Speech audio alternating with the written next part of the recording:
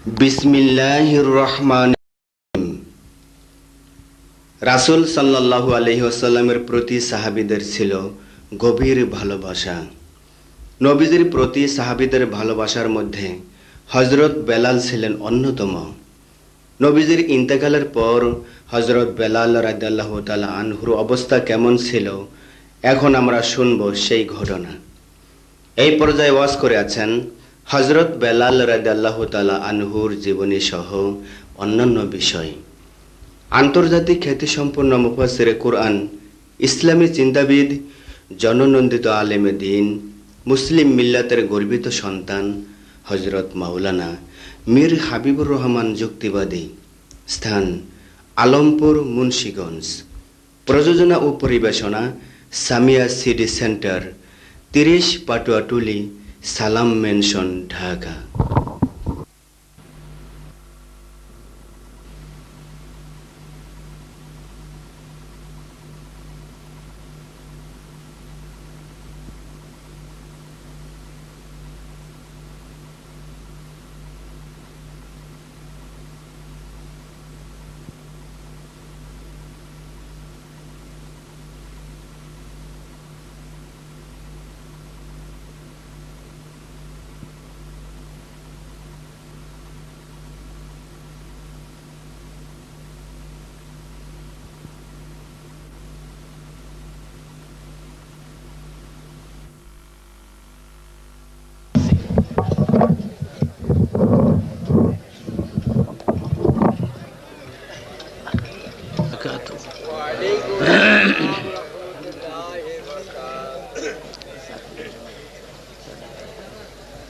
نحمده ونستعينه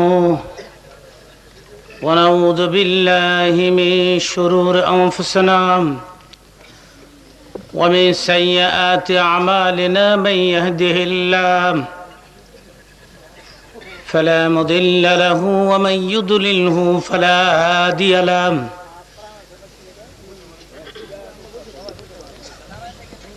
ونشهد أن لا إله إلا الله وحده لا شريك له ونشهد أن محمدا عبده ورسوله. فقد قال الله تعالى في كلامه المجيد وفي فرقان الحميد: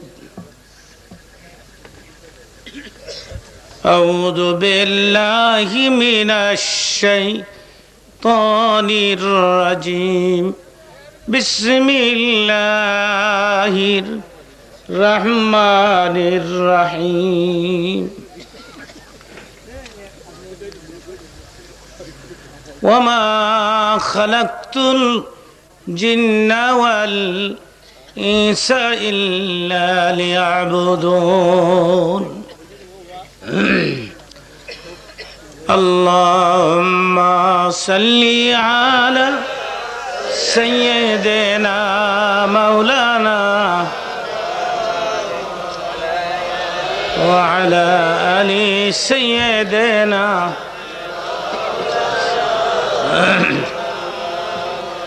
একটু আওয়াজ করে বলি আল্লাহুম্মা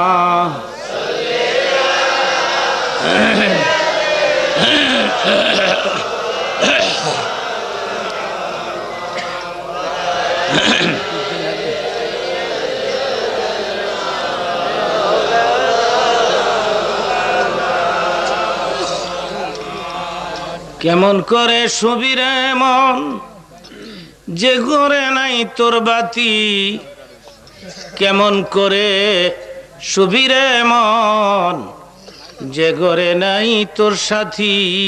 আল্লাহ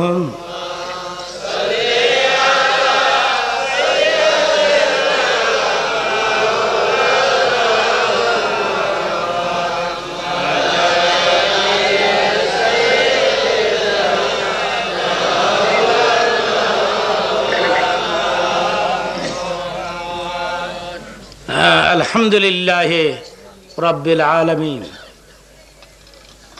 সম্মানিত সভাপতি উপস্থিত, সম্মানিত মুসলিম ভ্রাতৃবৃন্দ, পর্দার ভেতরে মা ও বোনেরা,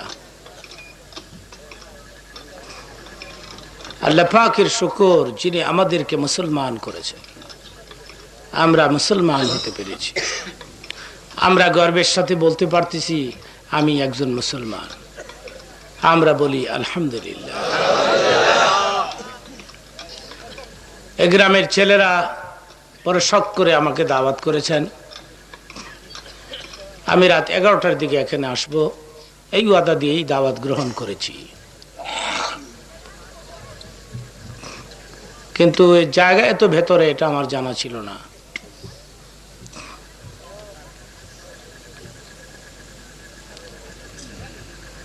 তো এত ভেতরে মফস্বলে এই আয়োজন,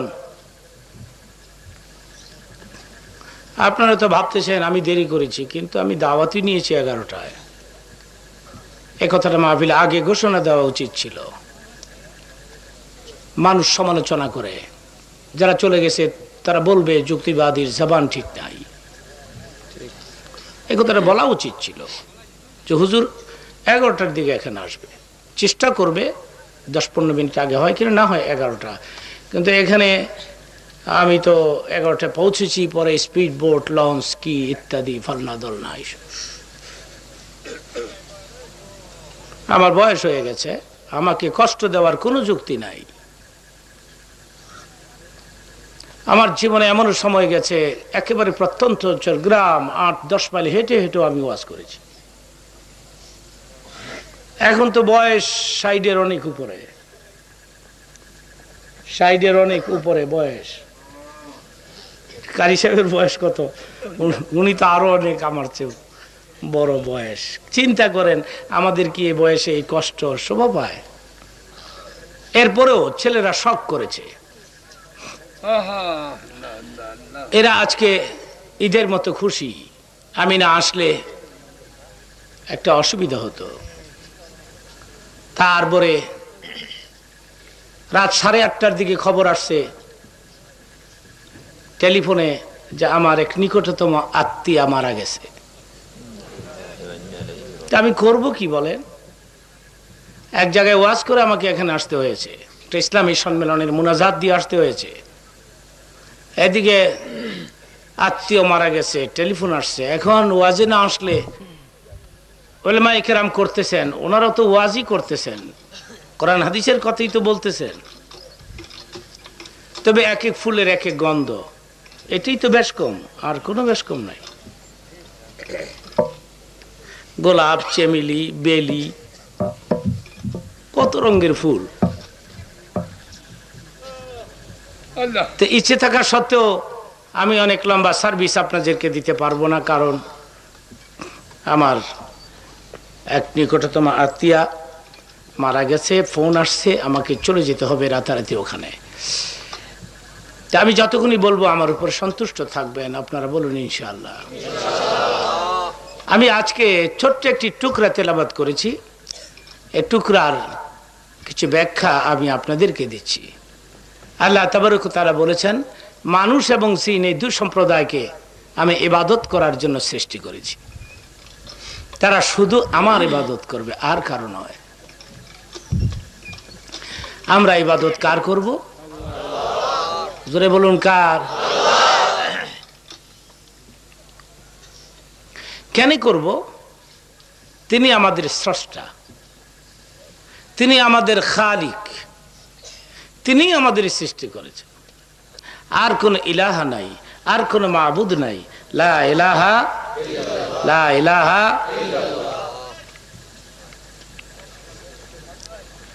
আমরা তাকে না দেখে বিশ্বাস করেছি, দেখেছি আল্লাহ কি কেউ? আল্লাহ কেমন, কয় হাত লম্বা, কেমন মোটা, কালারটা কি, এগুলি বলা যায়? জোরে কোন এগুলি বলা যায়? ওই ইউমিনুনা বিল গায়ব, খোদাকে না দেখে বিশ্বাস করতে হবে। জীবনে দেখি নাই তাকে, কিন্তু স্বীকৃতি দিয়েছি লা ইলাহা ইল্লাল্লাহ, লা ইলাহা হুয়াল্লাহুল্লাযী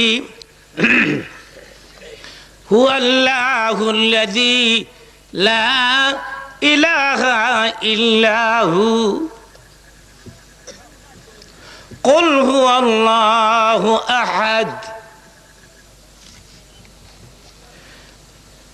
আলিফ লাম মিম, যালিকাল কিতাবু লা রাইবা ফি হুদাল লিল মুত্তাকিন আল্লাযীনা ইউমিনুনা বিল গায়ব। খোদাকে না দেখে বিশ্বাস করেছি, মারহাবা বলেন।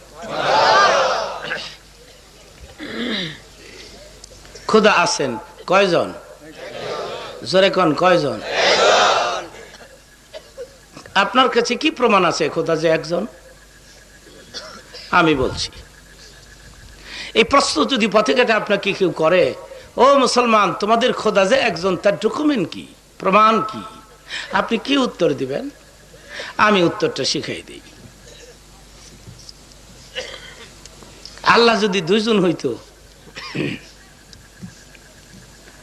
তাইলে এক আল্লাহ কইতো আজকে সূর্যটা 1 ঘন্টা পরে উঠবো, আমার একটু দরকার আছে। আরেক আল্লাহ কইতো না, এটা আধা ঘন্টা আগে উঠবো, আমার আলাদা দরকার আছে। দুই খোদায় এ নিয়ে ঝগড়া কইরা ফিডাফিডি করতো, পিডাফিডি হইরা এক একটা এক এক ফাই পইরা থাকতো। এদিকে অর্ডার হচ্ছে না, সূর্য উঠতেছে না, রাত খালি লম্বা হচ্ছে, ঘুমাইতে ঘুমাইতে ঘুমের মধ্যে মইরা থাকতো। ঠিক কিনা বলুন?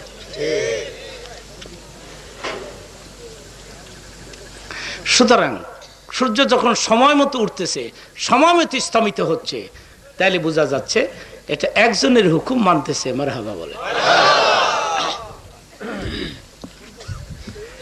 প্রবল জ্ঞানী হইবে যাহারা, আপন মনেতে বুঝিবে তাহারা। রাত্রি পারে না আগে যাইবার, দিনের স্থান করি অধিকার। চন্দ্র বাজে না সূর্যের গায়েতে, সূর্য পারে না চন্দ্রকে ধরিতে। যে যাহার স্থান অধিকার করিয়া ভ্রমণ করিতেছে প্রভুকে ধরিয়া। মারহাবা বলেন। কয়জন রকমে চলছে এগুলি? শুকর আদায় করেন মিয়া, মুসলমান যে হইছেন। হিন্দু আর নাই, খ্রিস্টান হই নাই, হিন্দু হই নাই, নাসারা হই নাই, বৌদ্ধ হই নাই, কাফির হই নাই। আমি অহংকারের সাথে বলতে পারতেছি আই এম এ মুসলিম, আমি একজন মুসলমান। মারহাবা বলে।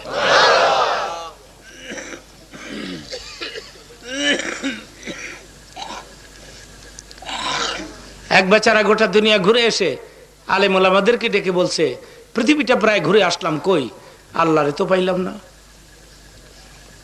হুজুররা কয় আল্লাহ আছে, নাস্তিক কয় আল্লাহ নাই। তো নাস্তিক কয় 3টি প্রশ্ন করব, আমার এই 3টি প্রশ্নের উত্তর দিতে পারলে আমিও মুসলমান হব। প্রশ্ন 3টি কি? প্রথম প্রশ্ন হচ্ছে, যাকে দেখি না তাকে মানি না। জি, টিউবওয়েল খটখট করে কেন এত রাত্রে?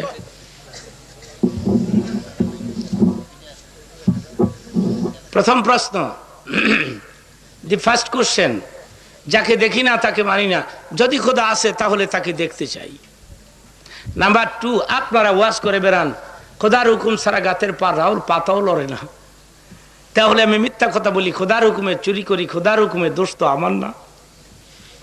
নাম্বার 3, আপনারা বক্তৃতা করে বেড়াচ্ছেন মানুষ আর জিন এ 2 সম্প্রদায়কে আল্লাহ তাবারক ওয়া তাআলা আগুনের তৈরি জাহান্নামের মধ্যে ফেলে শাস্তি দিবেন। জিন আগুনের তৈরি, দোজখ আগুনের তৈরি, আগুনের মাঝে আগুন যাইবগা, কষ্টের তো কোনো প্রশ্নই উঠে না। এ 3টি প্রশ্নের উত্তর দিবেন। তো মৌলানাদের মধ্যে একজন আছিল কড়া মেজাজের মৌলানা, স্ট্রং মেজাজ। উনি আবার একটা 10 নম্বরের বড় ইট এটা খুঁজা বার করে আনছে। ইটাই না দেরি করে মারছে নাস্তিকের। ইটের আঘাত খাইয়াছে নাস্তিক, দৌড়ে গেছে আদালতে। আদালত 3টি প্রশ্ন করেছি, আমার প্রশ্নের উত্তর দিতে পারে না, আমি আদালতে বিচার চাই। আদালত মৌলানাকে ডাকালে মৌলানা ইট শুদ্ধা আদালতে হাজির হয়েছে। আদালত কয় নাস্তিক প্রশ্ন করেছে 3টি, উত্তর দিতে পারেন না, ইট মারছেন, আলেম মানুষ, আপনাদের কিছু কওয়া যায় না। আদালতে ডাকছি, এখনো ইট লইছেন। নাস্তিক কয় স্যার আমারে আবার মারবো। ও বেটার একটা ডট ঢুকিয়ে গেছে, আমারে আবার মারবো। মৌলানা কয় আদালত এই মূর্খের বাচ্চা আমারে 3টি প্রশ্ন করেছে, 3টা প্রশ্নের উত্তর ইটের ভিতরে আছে, এর লেগে ইট লইছি। প্রথম প্রশ্ন যাকে দেখি না তাকে মানি না। ঠিক আছে, ইটটা আমি তোমার কোথায় মেরেছিলাম? কয় মেরেছিলে তো মাথায়, লাগছে কাঁধে, কেমন লাগে? ব্যথা, কেমন ব্যথা? সিরিয়াস ব্যথা। মৌলানা কয় আমি বলছি ব্যথা নাই। নাস্তিক কয় ব্যথা আছে। মৌলানা কয় আদালত যদি ব্যথা আছে বলে সে দাবি করতে চায়, ব্যথা কেমন জিনিস আমি একটু দেখতে চাই। নাস্তিক কয় ব্যথা আছে এটা দেখানো যায় না। মৌলানা কয় আদালত আমার আল্লাহ আছে, তাকেও দেখানো সম্ভব।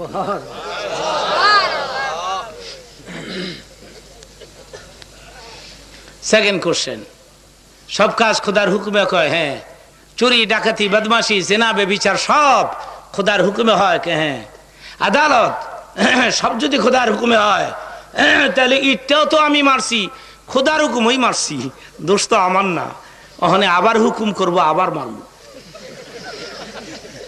মারহাবা কোন মিয়া? কেউ আসলে নিষেধ দিবেন না। বেটা হাসতেছে, হাসুক, আপনি হাসেন না। হাসার জায়গাত হাসবেন, কাদার জায়গাত কাঁদবেন। হাসতে ইসলাম নিষেধ দেয় নাই। জায়গা মতো হাসলে সোয়াব হয়। আরেক বেডির লেগে আপনি কানবেন, সোয়াব হইব? জায়গা মতো কাইন দেন, সোয়াব হইব মিয়া? জায়গা মতো হাইছেন, সোয়াব হইব। এখন যে হাসতেছে এটা ক্রিটিসাইজের হাসি, ক্রিটিসাইজ, ঠাট্টা জায়েজ আছে। হিন্দু যখন মূর্তি লইয়া যায়, বাজনা বাজায় নদীত ফালাইতে, আপনি জোরে জোরে আইসেন, সোয়াব হইব, কারণ এটা ক্রিটিসাইজের হাসি। বুঝেন না টোজেন না, হাউ করে উঠেন। যাকে ভাইরা আমার, থার্ড কোশ্চেন, জাহান্নাম আগুনের তৈরি কে? হ্যাঁ। দুজক আগুনের, জিনও আগুনের তৈরি, দুজক আগুনের। আগুনের মাঝে আগুন রাখলে কোনো ক্ষতি হয় না? না। তো মানুষ কিসের তৈরি? মাটির তৈরি। ইট কিসের তৈরি? এটাও তো মাটি দিয়ে বানাইছে। আদালত আমি মাটির তৈরি ইট দিয়া, মাটির তৈরি মানুষের গায়ে আঘাত করছি, এর জিজ্ঞাসা করেন সে ব্যথা পাইছে কিনা। পাইয়া থাকলে ভালো কথা, না পাইয়া থাকলে জনমের শেষ মারা মার মুআস্কার।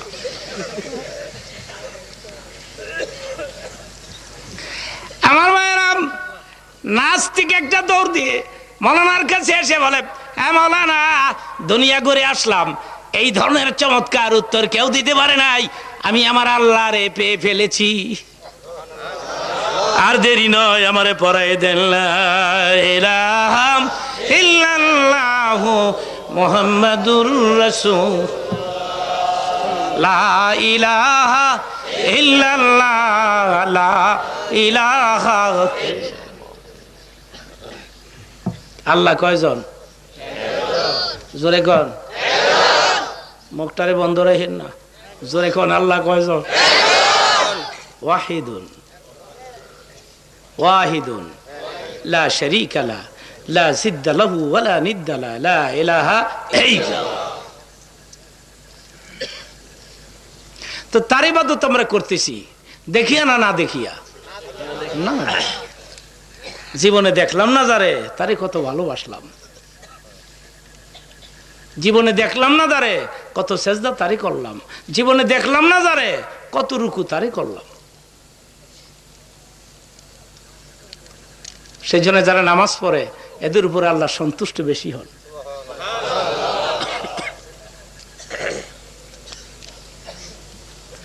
মেরাজের রাতে মুহাম্মদ সাল্লাল্লাহু আলাইহি সাল্লাম বললেন, খোদারে আমি তো তোমারে দেখলাম, আমার উম্মতেরা যে দেখলো না। আল্লাহ বলেন, বন্ধু রে, তোমার উম্মতের উপরে 5 ওয়াক্ত নামাজ আমি ফরজ করে দিলাম। একবার আমি তোমার উপরে এনে তোমার সঙ্গে দেখা দিয়েছি, যাও রে বন্ধু, তোমার উম্মতের উপরে 5 ওয়াক্ত নামাজ ফরজ করে দিলাম। এই নামাজের সেজদায় যখন পড়ে যাবে, আমি আল্লাহ নিজে যাইয়া দেখা দিব।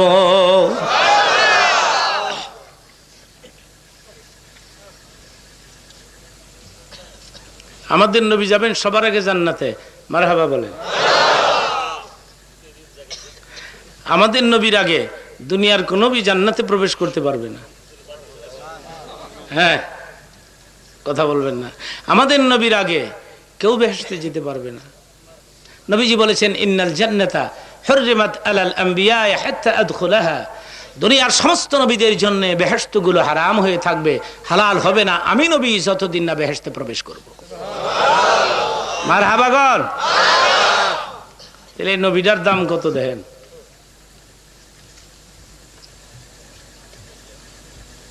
চতুর্থ আকাশে ইদ্রিস নবীর সঙ্গে দেখা হয়েছে। তো নবীজি বলেন, ইদ্রিস ভাই বাইরে বাইরে ঘুরেন, ভিতরে ঢুকেন না কে বেহেশতের ভিতরে। ইদ্রিস ডাক দিয়ে বলে, ইয়া রাসূলুল্লাহ, আমি বুঝি বেহেশতের ভেতরে ঢুকার জন্য কম চেষ্টা করি। যে কোনো দরজায় যায় আমি নক করি, আওয়াজ দেই, ভেতর থেকে রিপ্লাই আসে, রাহমাতুল আলামিনের আগে দুনিয়ার কোন নবী জান্নাতে প্রবেশ করতে পারবে না।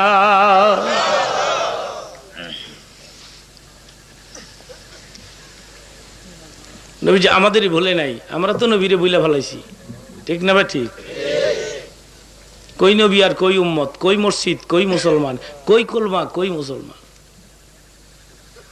নবী আমাদের বাদ দেয় নাই। তিনি বলেছেন, হুররিমাত আলাল উমামি হাত্তা তাদখুলাহা উম্মতি। পৃথিবীর সমস্ত নবীদের উম্মতদের জন্য বেহেশত হারাম হয়ে থাকবে, হালাল হবে না যতক্ষণ না আমার উম্মতগুলো বেহেশতে প্রবেশ না করবে। হাত্তা তাদখুলাহা উম্মতি। চিন্তা করছেন আমাদের দাম কত?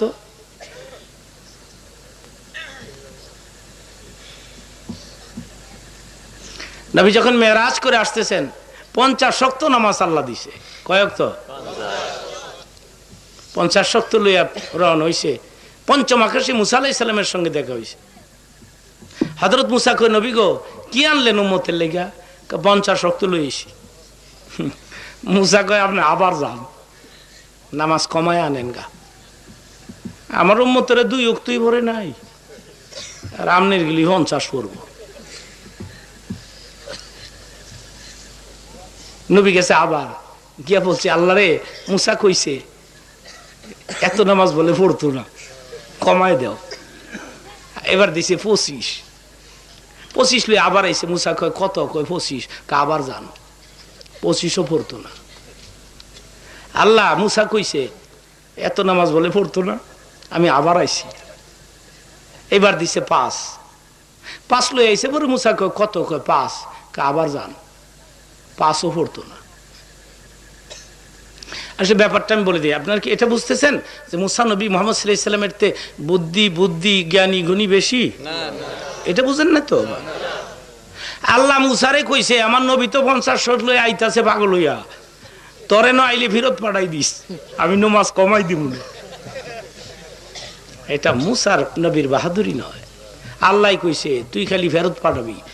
এর লেগা 5 ওয়াক্তের মধ্যেও কইছে আবার যান। 1 ওয়াক্ত লইলে কইলে আবার যান। আল্লাহ কইছে তুই খালি কবি আবার যান। কই মুসা আর কই মুহাম্মদুর মারহাবা বলেন।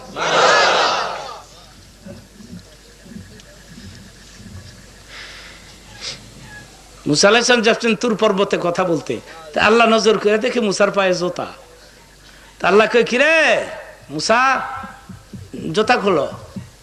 জুতা খুইলা এরপরে আসো। ফালাম্মা আতা নুদিয়া ইয়া মুসা ইন্নী আনা আল্লাহ ফাখলা আলাইকা ইন্নাকা বিল ওয়াদিল মুকদ্দাস তুআ। ফাখলা আলাইক, জুতা দুটোটা খোলো। সুবহানাল্লাহ। না একটা খোলো? দুটোটাই খোলো। জুতা খুইলা আইরে মুসা। রসুল যাচ্ছেন মেরাজে, আর সে আজিমের মধ্যে ঢুকবেন, ওনার পায়ে জুতা।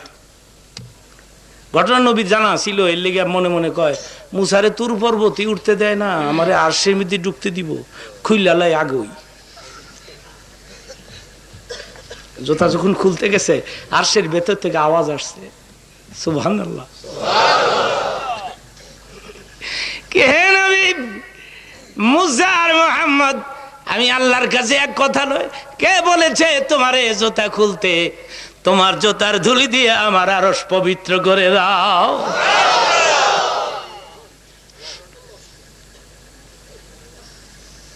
শুকর আদায় করেন, রহমতুল্লিল আলামিনের উম্মত হইতারছি। মারহাবা গন, আলহামদুলিল্লাহ গন। मूसा की दिल मैल थे सोए मोहम्मद, मुझे कर दे खुदाया उम्मते मोहम्मद, मुझे कर दे खुदाया उम्मते मोहम्मद। মুসা নবী আল্লাহরে কয়, নবী বানাইছো খুশি হইছি, তবে নবী না বানাইয়া রহমতুল্লিল আলামিনের উম্মত যদি বানাইতা খুশি থাকতাম। মারহাবা বলেন।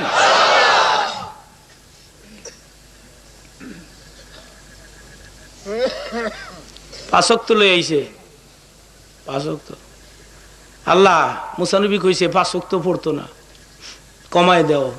আল্লাহ কয় থাক, পাঁচই থাক, পাঁচ থাক, আপনি পাঁচক তো লইয়া যান। বন্ধুরা, আমি কোন ডিক্লার দিয়ে ফেললে পাস করে দিলাম, কিন্তু আমি ঘোষণা দিছিলাম 50। কত বন্ধু, আমি ঘোষণা দিয়ে ফেললে এটা ক্যান্সেল হয় না। ফাক্কা যাইতু ফারিজাতি, এটা হাদিসে কুদসি। আমি আমার ফরজকে বলবৎ রেখে দিলাম, আমার ডিক্লারকে ডিক্লার হিসেবে রেখে দিলাম, ঘোষণা দিয়ে ফেলেছি, এটা থাক।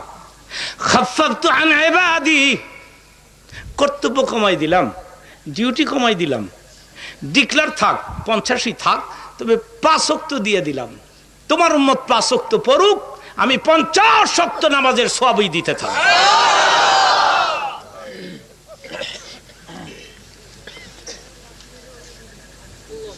নামাজ পড়তে রাজি আছেন?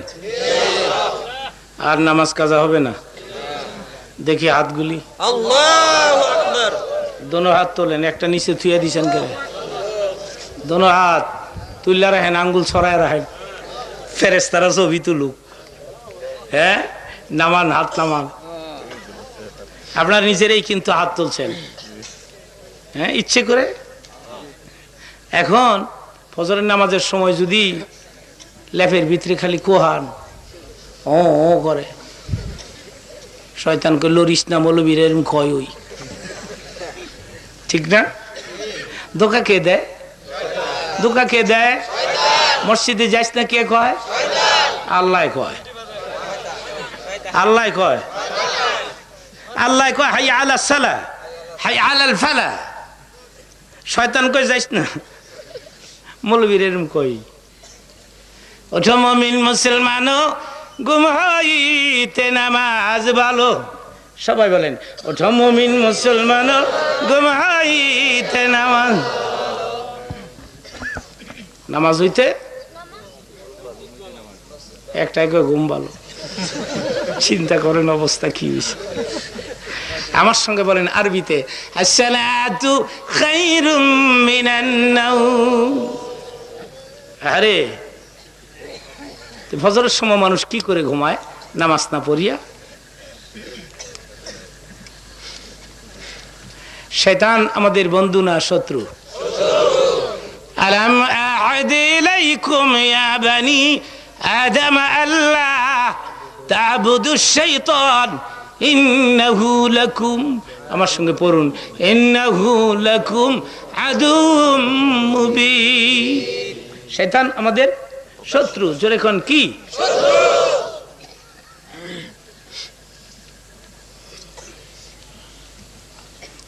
আমি ছোট্ট করে একটা হাদিসের ব্যাখ্যা দিব, মনে করেন 5-7 মিনিট সময় লাগবে, আমার দিকে তাকায় থাকেন। খুব দামি ব্যাখ্যা এটা, এটা হাদিসের ব্যাখ্যা দিচ্ছি।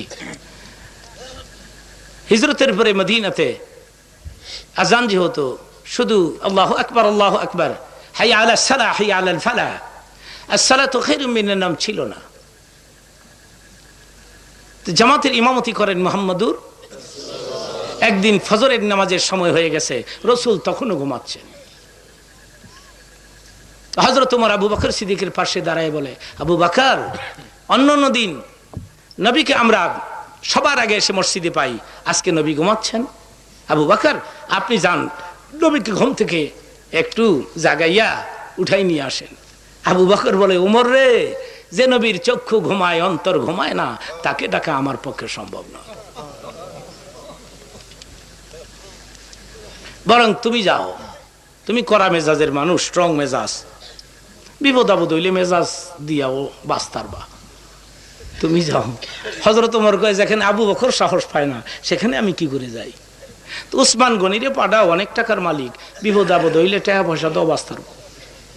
উসমান গনি কয়, পৃথিবীর সবচেয়ে বড় ধনী হতে পারি, রাসূলকে ডাকা আমার পক্ষে সম্ভব না।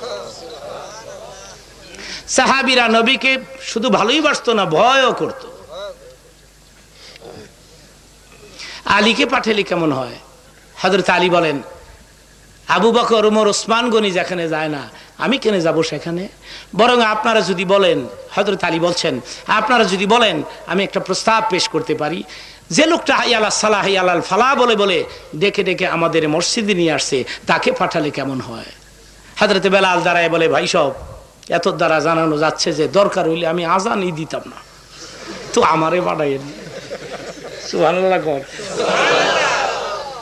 হযরত আলী বলেন, হযরত আলী বলেন, বেলালে তুই না করলেও আমরা শুনবো না, কারণ তোকে তো আমরা মুয়াজ্জিন বানাই নাই, তোকে তো মুয়াজ্জিন বানাইছে আল্লাহ এবং আল্লাহর হাবিব দুইজনে মিলিয়া। ওনার জীবনীতে আসছে শব্দটা আশহাদু, তিনি বলতেন আসহাদু, জিহ্বার অগ্রভাগ ভুল করে তিনি শিন উচ্চারণ করতে পারেন না। কমপ্লেইন আসলো, বেলাল ভুল আজান দেয়, মুয়াজ্জিন পরিবর্তন করা হোক। পরিবর্তন করা হলো, নবীজি বেলালকে ডেকে পাঠালেন, বেলাল রে, তুই নাকি আজান ভুল দেস, তোর বিরুদ্ধে কমপ্লেইন আসছে, আজকের থেকে আর আজান দিস না। বেলাল তখন কাঁদতেছিলেন, বেলালের গাল বেয়ে বেয়ে পানির ফোঁটা ঝরছিল তখন। দিনের নাই বলেন, কিরে বেলাল কাঁদিস কেন? হযরতে বেলাল বলে, কান্দি, কদিন আগে আপনি বলেছিলেন বেলাল রে, হাসরের ময়দানে সমস্ত মানুষের উপর দিয়ে তোর মাথা দেখা যাবে। আপনি বলেছিলেন আমি নাকি অনেক লম্বা হব, আমার চাইতে লম্বা হাসরের ময়দানে কেউ হবে না। আমি বলেছিলাম, ইয়া রাসূলুল্লাহ, কেন আমি এত লম্বা হব? আপনি বলেছিলেন এর জন্য লম্বা হবি, তুই মুয়াজ্জিন, তুই আজান দেস। আমার মায়েরা হাদিস শরীফে আছে, মুয়াজ্জিন দুনিয়াতে যারা আজান দেয় এরা হাসরের ময়দানে সাধারণ মানুষের চাইতে একটু লম্বা বেশি হবে।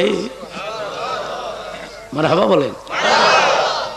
আজকে মুয়াজ্জিনের দাম নাই মিয়া দুনিয়া, মুয়াজ্জিনটা তো দাম ওই দিই, ইমামেরই দাম দেই না, ঠিক কিনা? 1.5 টাকার ইমাম, কথা কয় কত, 1.5 টাকার ইমাম বলে, 1.5 টাকার ইমাম, কাঠমোল্লা কারদা বলে বানাইছে। এগুলি বাদ দেন মিয়া, এগুলি বাদ দেন। আলেম ওলামাদের ইজ্জত সম্মান করেন, তাহলে আপনার ইজ্জত বৃদ্ধি পাবে আল্লাহর কাছে। নবীজি বলেছেন, মানে আকরামা আলেমান কান্নামা আকরামানি, কেউ যদি আলেমের ইজ্জত করে সেজন্য আমি রাসূলকে ইজ্জত করব।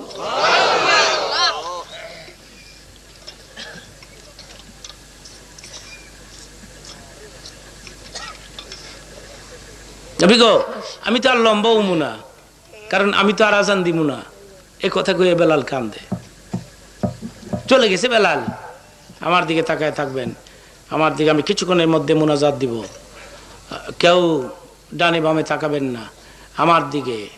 বন্ধুগণ, তারপরে আরেকজন ভালো মুয়াজ্জিন নিয়োগ করা হলো, বিশুদ্ধ আজান পরিবেশন করে, চমৎকার আওয়াজ। একদিন, 2 দিন, 3 দিন হয়ে গেল।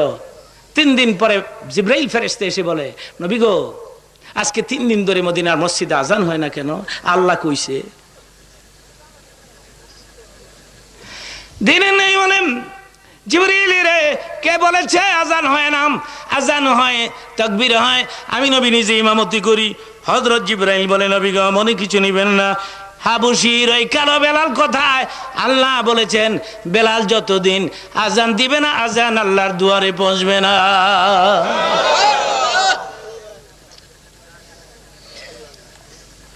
रह गया रुस्म आजा रूहे बेलाली ना रही, फलसफा रह गया তালকিন গাজালি না রহি। আজান তো মদিনার মসজিদে এখনো হয়, কিন্তু বেলালের আজান তো হয় না। সুবহানাল্লাহ বলে।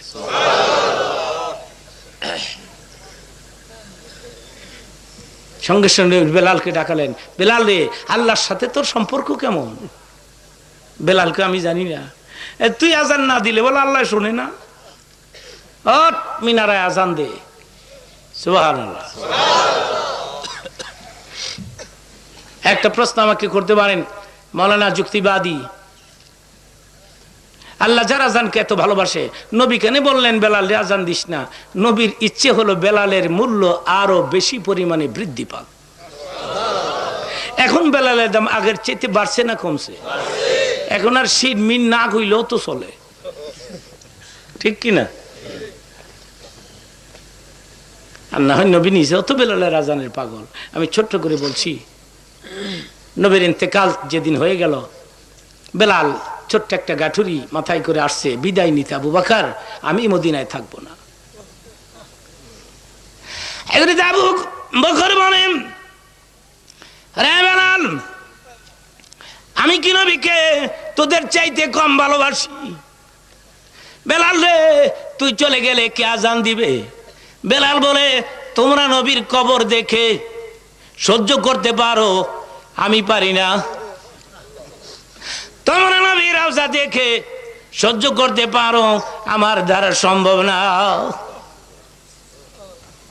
আমি মদিনা থাকবো না। ওই মদিনায়, সে মদিনায় রসুল নাই। ইন্তেকালের দিন আবু বকরকে ডেকে নবী বলেছিলেন, আবু বকর আমার বেলাল কই, একটু খবর দিবা? বেলাল কাঁদতে কাঁদতে হুজুরের কাছে আইছে, হুজুর আমাকে খবর দিছেন? কিরে বেলাল, দূরে দূরে কেটে থাকিস? আমি নবী মদিনার মাটির নিচে ঘুমাইতে যাই, দূরে দূরে কেন থাকিস? কি হয়েছে রে বেলাল, আমাকে কি ভুলে গেলি? বেলাল কান্দে রে, চোখের পানি সেরে সেরে কাঁদে আর বলে, নবী গো, আপনাকে বিদায় দেওয়া সম্ভব নয়, সেই জন্য দূরে দূরে থাকি। কি গো নবী, ইন্তেকালের দিন আমার প্রয়োজন হইল কি লিগা? দিলকে নরম করে দেন। এখন দেখেন চোখে একটু পানি আসেনি। আল্লাহ বলেন, আমার বান্দা যখন কাঁদে আর পানি বের হয়ে যায়, সঙ্গে সঙ্গে আমি মাফ করে দিই। কোনো কথা নাই, এর মাঝখানে কোনো কথা নেই। আর আল্লাহ বলেন, আমার বান্দা যখন কাঁদে তখনই আমি তারা ক্ষমা করে দিই। কোরআন শরীফে আল্লাহ কইছে, ওয়াল ইয়াবকু কাসীরা, বেশি বেশি করে কাঁদো।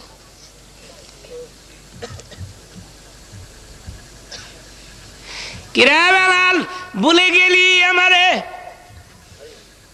হযরত বেলাল বলেন, না না, আপনাকে বিদায় দেওয়া সম্ভব নয়, দূরে দূরে থাকি। বেলাল রে, কালিমার জন্য তোর চাইতে বেশি কষ্ট কেউ করে নাই। বেলালের মনি উমাইয়া হযরত বেলালের জিহ্বার মাঝখান দিয়ে পেরাক ঢুকাই দিছিল। এরপর বেলাল বলে, লা ইলাহা ইল্লাল্লাহু মুহাম্মাদুর রাসূলুল্লাহ। উমাইয়া বলেছিল, বেলাল রে, জীবন দিবি না কালেমা? জীবন দিবি না কালেমা ছেড়ে দিবি? বেলাল উত্তর দিয়েছিলেন, জীবন দিতে পারি, কালেমা দিতে পারি না।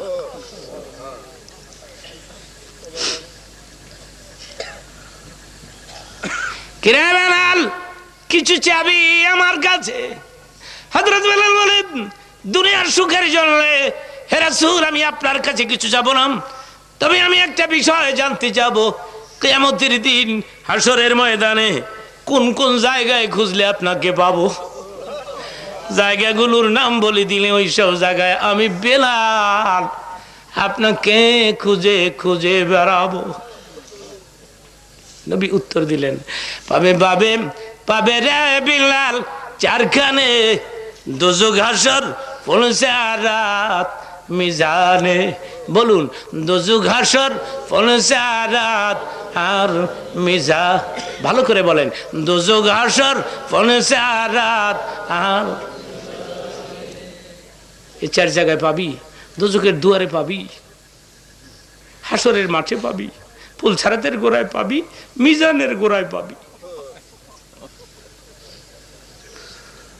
মিজানের গোড়ায় উম্মতের ওজন যখন হালকা হয়ে যাইব গা, হাদিস শরীফ আসছে পকেটের মধ্যে হাত ঢুকায় নবী, এই হাতটা উম্মতের পালার মধ্যে এমনি সারবে, সঙ্গে সঙ্গে ওজন বাড়ি হয়ে যাবে।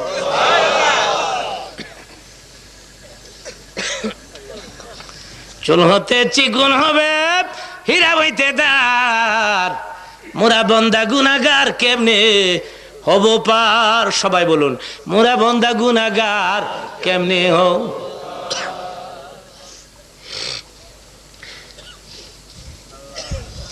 বেলাল বেলাল তো থাকলো না, নবীর ইন্তেকালের পরে চলে গেলেন তিনি।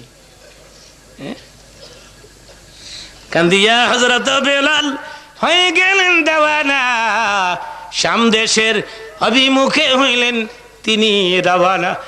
তোমরা কে দেখেছ রে মোর নবী কোথায় বলো না, কত লোকে বুঝায় বিল্লাল কারো বুঝতো মানে না, কারো কথা শুনে না। বেলাল চলে গেল মুলকে শামে। 5.5 মাস পরে, নবীর ইন্তেকালের 5.5 মাস পরে বেলাল একটু ঘুমাইছে, স্বপ্নে দেখে নবী। নবী স্বপ্নে বেলালকে ডাকে, স্বপ্ন যুগে বলছেন নবী কাঁদিলে আমায় পাবে না, আমায় যদি চাওরে বেলাল ফিরে এসো মদিনা, আমায় যদি চাওরে বেলাল ফিরে এসো মদিনা। বেলাল রে, আবু বকর রে দেখি, উমর রে দেখি, ওসমান রে দেখি, আলী রে দেখি, আজকে বহুদিন হয় আমি তোর আজান শুনি না, আসবি মদিনায় দিবি আজান। এ তো বেলাল আবার আসতেন মদিনায় 5.5 মাস পরে। আর হযরত ফাতেমা 6 মাস পরে ইন্তেকাল করেছেন, 15 দিন পরে তিনি ইন্তেকাল করবেন।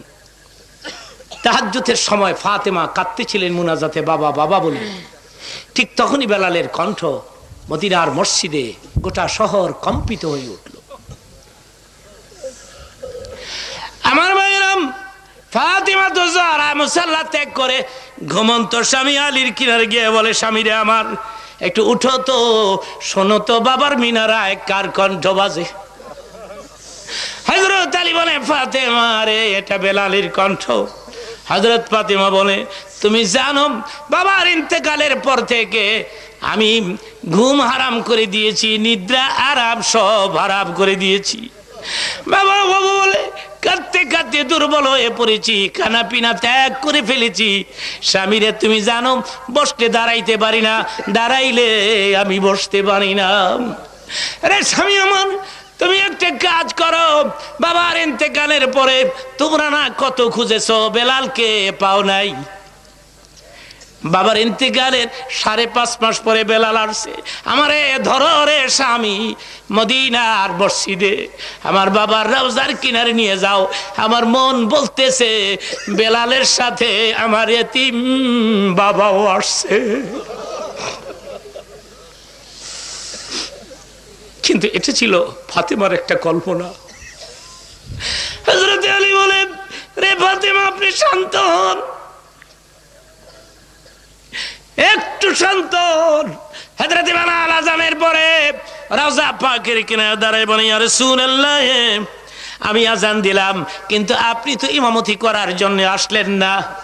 আমি আযান দিলে দিনের নবী যদি ইমামতি করতে না আসে, এই ধরনের আযান জীবনে আমি দিতে চাই না।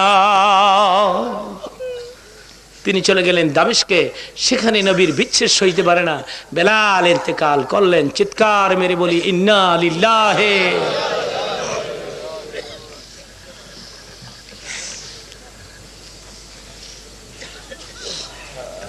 হযরত আলী বলে, বেলাল রে, কেউ যদি মসজিদে না আসে ডেকে আনার দায়িত্ব তোমার, তুমি যাও, রাসূল ঘুমাচ্ছেন, জামাতের সময় হয়ে গেছে। বেলালকে 2 হাতে ধরে জড়িয়ে ধাক্কায় ধাক্কায় হযরত আলী নিয়ে গেছে হুজুরের হুজরার সামনে। ডেকে ডেকে বলছেন, নবীকে ডাক, ডাক নবীকে, তুই তো মুয়াজ্জিন, নবী রাগ হবে না।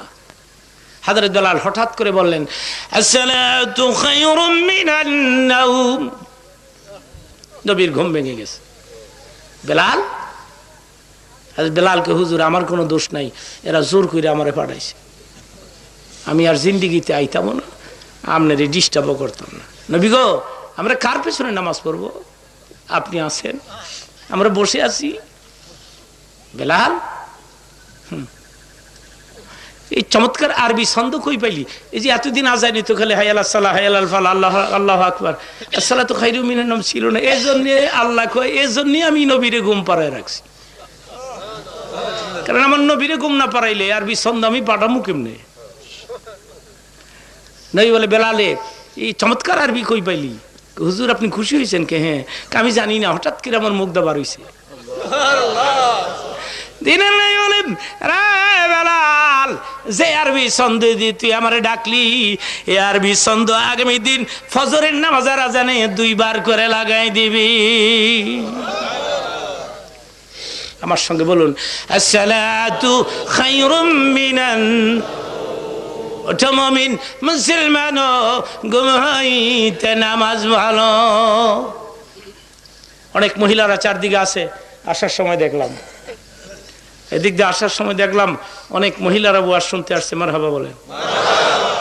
আমি আমার মাদের অনুরোধ করব, নিজেরা নামাজ পড়েন, নিজেরা নামাজি হন, স্বামীকে নামাজি বানান। ফজরের আজান হয়ে গেলে স্বামীকে ঘুম থেকে জাগায়া মসজিদে পাঠাই দিবেন।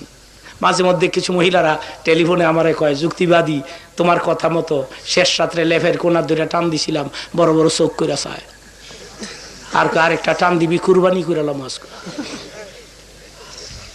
আমি আবার টেলিফোনেই বলি, আপনার কথা আমি বিশ্বাস করি না, আপনি সিরিয়াস হন নাই। আপনি সিরিয়াস হলে স্বামীকে মসজিদে পাঠাইতে পারতেন, জোরে কোন ঠিক কিনা?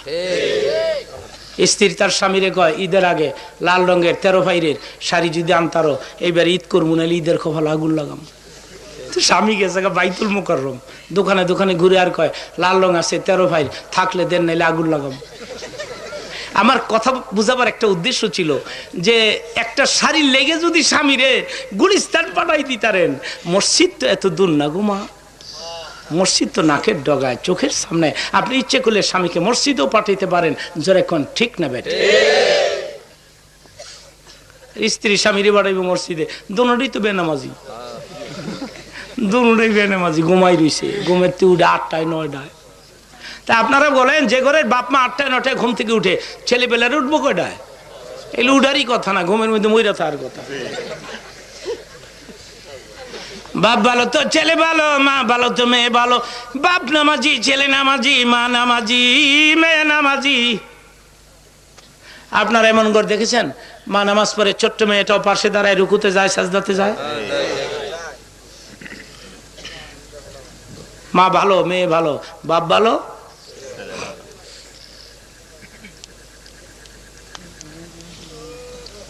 আমার এক ভক্ত স্ত্রী, একটা স্ত্রী চেষ্টা করলে তার স্বামীরে মানুষের মতো মানুষ বানাইতে পারে।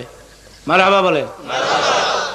ছোট্ট করে বলছি, আমার এক ভক্ত ঢাকাতে আমার ওয়াজ শোনে, তো তার মা টেলিফোনে একদিন বলে, আপনার ভক্ত আমার ছেলে এত ওয়াজ শোনে আপনার, কিন্তু মাঝে মধ্যে তো মদও খায়। আমি বললাম এক্ষুনি পাঠাই দেন। বললাম, তুমি আমার ভক্তকে, হ্যাঁ নামাজ ওয়াজ শোনো কে, হ্যাঁ মদ খাও? কয়, আমার ওয়াজও টেস্ট লাগে, মদও টেস্ট লাগে। হুজুর আমার জন্য দোয়া করতারেন না? কাবা ঘরের গিলাপ দুইটা পর্যন্ত আমি এর লেগে দোয়া করছি, কিন্তু আমার দোয়া কবুল হয় নাই। কবুল হয়েছে স্ত্রীর দোয়া, তার বিবির দোয়া। কেমন হয়েছে শুনেন? মদ খেলে কি হইব? আল্লাহ একটা নামাজি বিবি মিলাই দিছে। তো সে নিজে বলতেছে, নিজে আমাকে তার নিজের বিবরণটা, যে হুজুর আমি একদিন রাত 1টা-1:30টায় মদ খেয়ে আইছি, বাসায় ঢুকে দেখি আমার স্ত্রী নামাজ পড়তেছে। তো আমি তারে ডিস্টার্ব করি নাই। তাছাড়া ওই দিন খুব বেশি খাইও নাই, মনে করেন 3-4 বোতল খাইছি, কিছু নিশা হয়েছে, কিছু হয় নাই। মদ হালাল না হারাম? একটু জোরে কন। ইয়া আইয়ুহাল্লাযীনা আমানু ইন্নামাল খামরু ওয়াল মাইসির ওয়াল আনসাবু ওয়াল আযলাম রিজসুম মিন আমালি শাইতান ফাজতানিবুহু লাআল্লাকুম তুফলিহুন। এটা আলোচনার এনাদার সাবজেক্ট। আমি সুযোগ করতে পারলে আরেকদিন শোনাবো। এবার তো আমি একটা ডবল প্রোগ্রাম করতে আসছি। ছেলেরা যদি আমার সঙ্গে যোগাযোগ করে, আগামীতে একটা ফ্রি প্রোগ্রাম, একক প্রোগ্রাম, কারণ এটা ওয়াজের সময় না। এটা ওয়াজের সময় না, কিন্তু ওয়াজের মূল সময় হলো এশার পরে, ঠিক কিনা? সেটা ছিল জওয়ানি সময়। তখন যদি আমি কথা বলতাম, কথাগুলো আরো বেশি আসর করত। আগামীতে ছেলেরা যদি আমার সঙ্গে যোগাযোগ করে, আমি আরেকবার আসলে আপনারা খুশি হবেন। আমি ওয়াদা দিয়ে গেলাম, আমার জায়গা পছন্দ হয়েছে, মাঠ ভালো লেগেছে, অনেক লোক চলে গেছে। যুক্তিবাদী আসবে না আসবে না আসবে না আসবে না চলে গেছে। যখন লোকেরা যায়, আসার সময় দেখছি লোকজন চলে যাচ্ছে। আমার ভাইরা, তা আগামীতে আমি আবার আসবো, খুশি হবেন? আপনারা এই ছেলেদেরকে বেশি বেশি করে সাহায্য করবেন, এদেরকে উৎসাহিত করবেন। নারায়ে তাকবীর, নারায়ে তাকবীর। আমি ওয়াদা দিয়ে গেলাম, আপনারা বলুন আলহামদুলিল্লাহ। মদ হালাল না হারাম? তো ছেলে আমার এক হুজুর, আমি ডিস্টার্ব করি নাই, আমার বিবি খালি নামাজ পড়ে রুকু রুকু সেজদা সেজদা, অনেক সময় নামাজ পড়ার পরে মুনাজাত করতেছে। আমি যে পেছনে জানে না, বিবি মুনাজাতের মধ্যে আমার জন্য কাঁদে, ডাক দিয়ে বলে, আল্লাহ রে, জীবনে কোনোদিন এক ওয়াক্ত নামাজ কাজা করি নাই, মদ করছে আমি, তুমি আমার মিলাই দিয়েছো, এখন আমি কি করি রে আমার আল্লাহ? না স্বামীর বাড়ি ছেড়ে চলে যেতে পারি, না স্বামীর অন্তরে দুঃখ দিতে পারি। ও খোদা, আমার আজকের এই সেজদার বিনিময়ে, রুকুর বিনিময়ে আমার স্বামীরে মানুষের মতো মানুষ বানিয়ে দাও। দোয়া কবুল হয়ে গেছে। কেমন হয়েছে শোনেন? মুনাজাতের পরে পেছনে তাকায় দেখে হুজুর আমি, আর আমি তাকাই দেখি গাল বেয়ে বেয়ে পানি পড়তে পড়তে বুক ভিজে গেছে। আমি বললাম, বিবি রে, এবারই সব মানুষ ঘুমায়, তুই ঘুমাসলাম, এবারের কেউ আমার খবর নেয় না, তুই মুনাজাতের মধ্যে আমার নামে চোখের পানি ছেড়ে কাঁদিস। বিবি রে, আর কাঁদিসটা, আর কাঁদতে হবে না, কথা দিলাম জীবনে কোনোদিন মদের বোতল হাতে নিব না। ওই ছেলেটা এখন 5 ওয়াক্ত নামাজ জামাতে পড়ে, মারহাবা বলে। আমি একদিন কইলাম 50,000 টাকা দিমু, আজকের ফজরের নামাজটা বাদ দিয়ে দাও। হ্যাঁ, মনে করছে আমি ঠিকই কই, আমি যে টেস্ট করি এটা বুঝদারে নেই। আমার আপনি একদিন কইতেন নামাজ পড়ার লেগা, আর আজকে আপনি বলতেছেন 50,000 টাকা দিবেন। মৌলানা যুক্তিবাদী, আমি জানো কত তোমারে ভালোবাসি, প্রয়োজন হলে তোমার জন্য আমার হাতের একটা কবজা কেটে দিতে পারি, কিন্তু ফজরের নামাজ ছেড়ে দেওয়া সম্ভব নয়।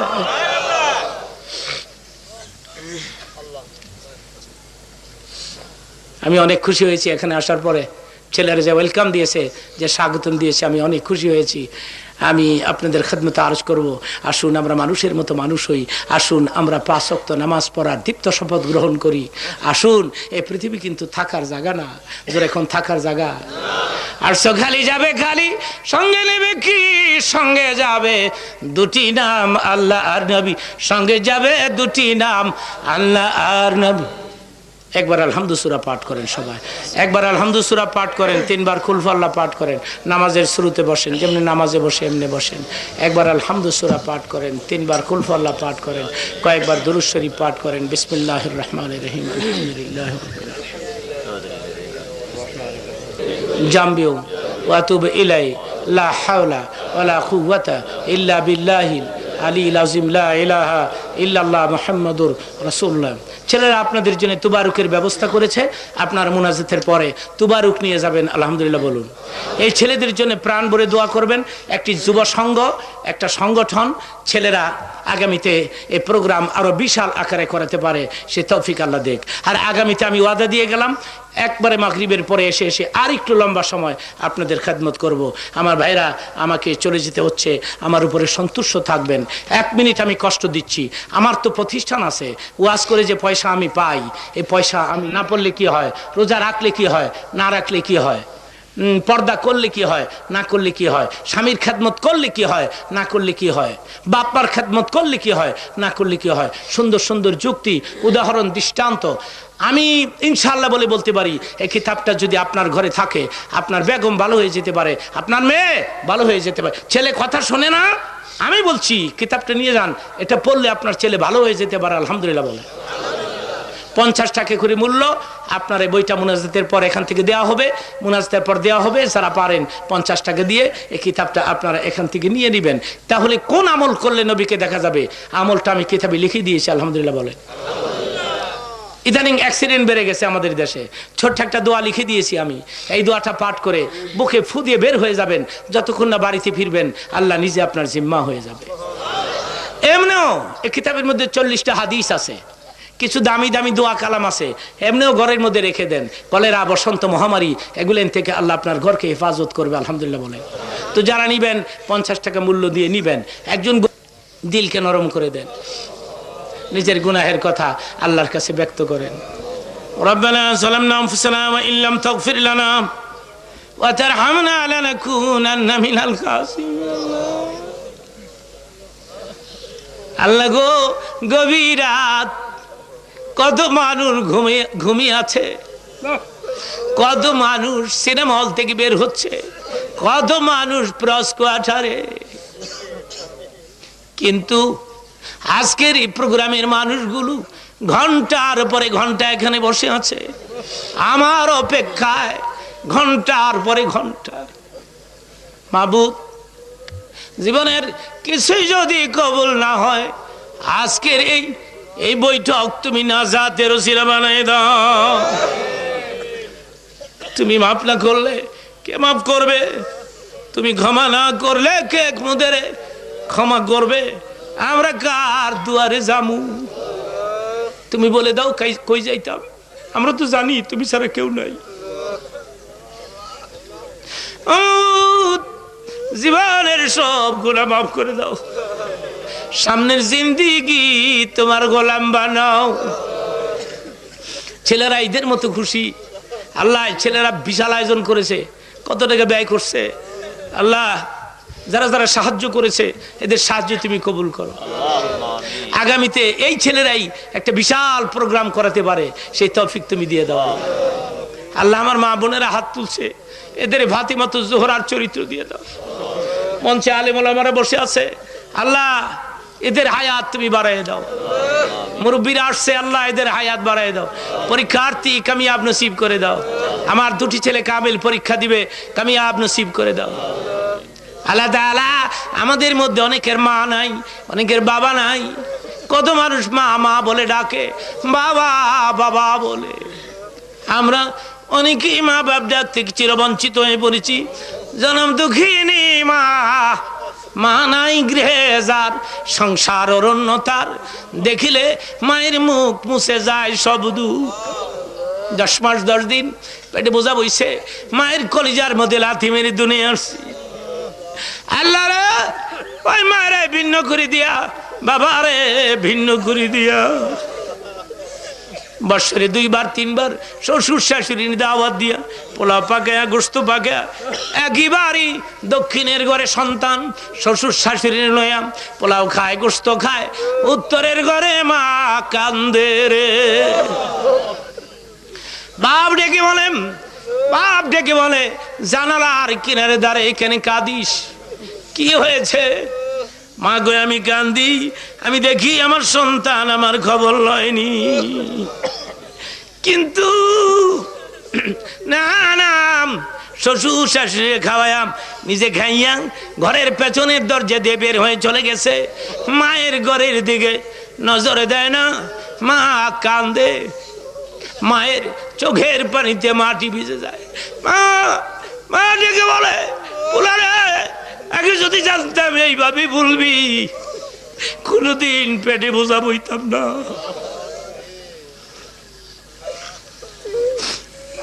ডাইনে শুয়াইলে পেশাব করে দিতি, বামে শুয়াইলে পেশাব করে দিতি, বুকেলে ঘুমাইলে রে পেশাব করে বুকটা ভিজাই দিতি।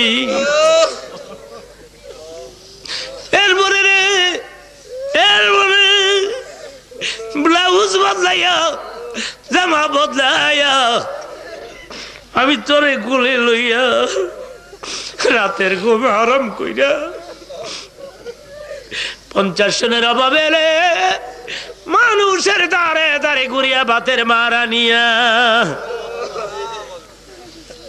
ভাতের মারাই না, নিজে খাই নে, তোরে খাইতে দিছিলাম। আজকে তুই আমারে বুইলা বলাইলি, তুই শ্বশুর শাশুড়ির লইয়া খাস। আল্লাহ গো, যাদের মা নাই বাপ নাই এখনই মাফ করে দাও, আর যাদের বাপ মা আছে এদের হায়াত লম্বা করে দাও। আমি গ্রাম তোমার কাছে রেখে গেলাম, সবসময় রহমত বর্ষণ করবা। পুরা এলাকা আমি তোমার কাছে রেখে গেলাম। আল্লাহ আমার নাম শুনে শুনে পাগলের মতো ছুটে আসছে। এখনই গভীর রাতে যাইতে কত কষ্ট হবে। অনেকে রাতের খাবার এখনো খায় নাই, খিদা লাগছে, এরপর বসে আছে। প্রত্যেকের কদমে কদমে হাজার হাজার নেক তুমি লিখে দিও। আমাদের হায়াত বৃদ্ধি করে দাও, পেরেশানি দূর করে দাও, দুশ্মনের দুশ্মনী বন্ধ করে দাও, ছেলে মেয়েদের নেককার বানায় দাও। পথেঘাটের বালা মুসিবত থেকে নিজের হাতে বাঁচাইবা। যেদিন মরব রে, যেদিন মালাকুল মউত পাঠাইবাম, মোদের নামে টিস্যু করবাম, যেদিন মসজিদের কোনার ওই পালকিটি আমার বাড়িতে পৌঁছে যাবে, ওদিন তুমি, সেদিন তুমি মেহেরবানি করে আমাদের জবানে জারি রেখে দিও লা ইলাহা ইল্লাল্লাহু মুহাম্মাদুর রাসূলুল্লাহ। আসসালামু আলাইকুম ওয়া রাহমাতুল্লাহি ওয়া বারাকাতুহু।